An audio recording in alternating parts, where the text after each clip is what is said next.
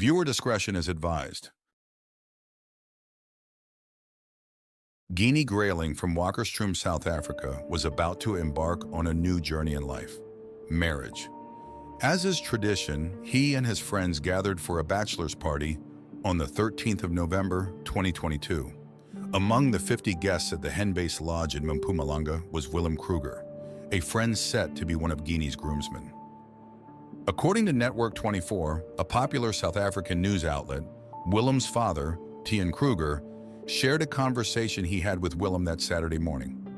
They were standing amidst the plantations on their farm in Groblersdal when Willem confided that he didn't really want to go to the bachelor party.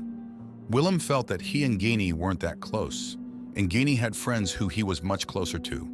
He was puzzled as to why he was asked to be a groomsman and barely knew any of the other 50 guests. Despite his reservations, Willem decided to attend.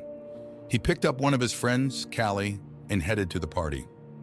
He and Callie were supposed to share a room at the lodge. Willem's parents expected him back the next day.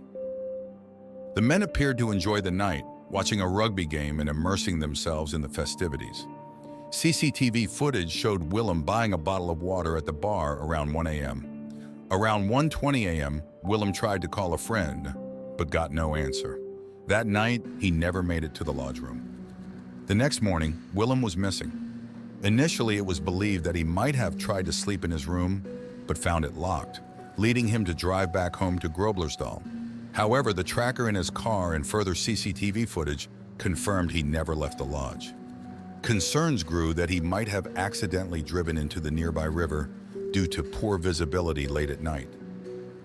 A search party was launched, and the water surrounding Henbase Lodge was thoroughly searched by professionals using electromagnetic and sonar technology. The shore was patrolled by police officers, the river was searched with watercraft and various rubber boats, and police divers searched underwater for Willem. Helicopters and drones scanned the entire shore from the air. Due to heavy rains, the river was in flood, making the search even more difficult. No trace of Willem was found. After 6 days of intense searching, the effort was paused to allow a wedding to take place the following weekend. 9 days later, the search resumed. Miraculously, the Hilux was found less than 100 meters from the lodge in an area previously searched thoroughly. Willem's body was recovered from the vehicle. Although the accounts of what happened on that fateful night might seem plausible, some disturbing evidence arose as the investigation started, raising many questions and suspicions. Please note that the investigation is still ongoing as of the date of this video being posted. The following facts were derived from a trusted source, a Facebook page created to seek justice for Willem. The engine was off when the Hilux hit the water. The car was in park and the handbrake was on. The car keys were found on the floor of the car. The light bulbs did not blow out, which typically happens when lights are on underwater. The lights should have been on since Willem left in the early hours of the morning while it was still dark.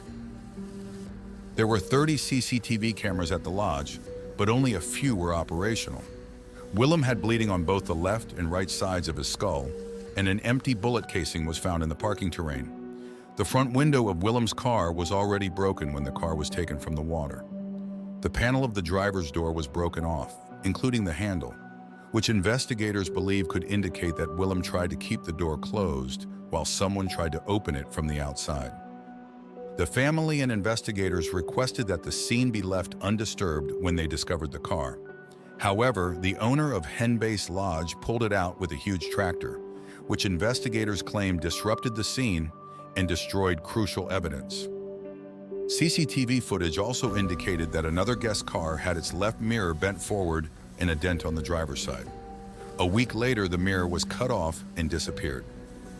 Thank you for watching this documentary. Please remember that this video is for informational purposes only and does not take any sides or propose any opinions. It aims to provide a factual timeline of the events surrounding Willem Kruger's case.